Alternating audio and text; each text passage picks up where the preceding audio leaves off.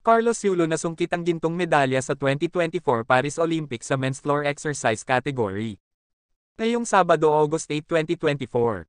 Ito ang kauna-unahang gintong medalya ng Pilipinas sa Paris Olympics.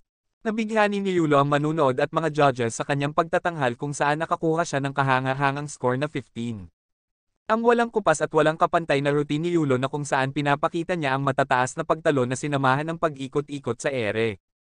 Ang tagumpay na ito ay nagmamarka sa isipan ng mga tao at nagbibigay ng makasaysayang hakbang ni Yulo na nagpapatibay sa kanya bilang nangungunang gymnast sa mundo.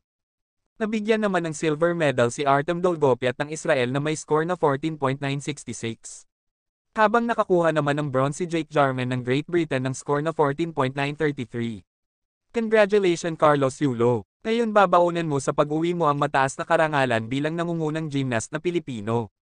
Para sa atletang Pilipino at sa Pilipinas. At nagpaabot din ng kanyang mensahe ang ating Pangulo at sinabing, "We've witnessed history as Carlos Yulo clinched the Philippines' first gold medal in artistic gymnastics at the Paris 2024 Olympics. I am confident that it will not be the last. Congratulations Kaloy! The entire country stands proud with you."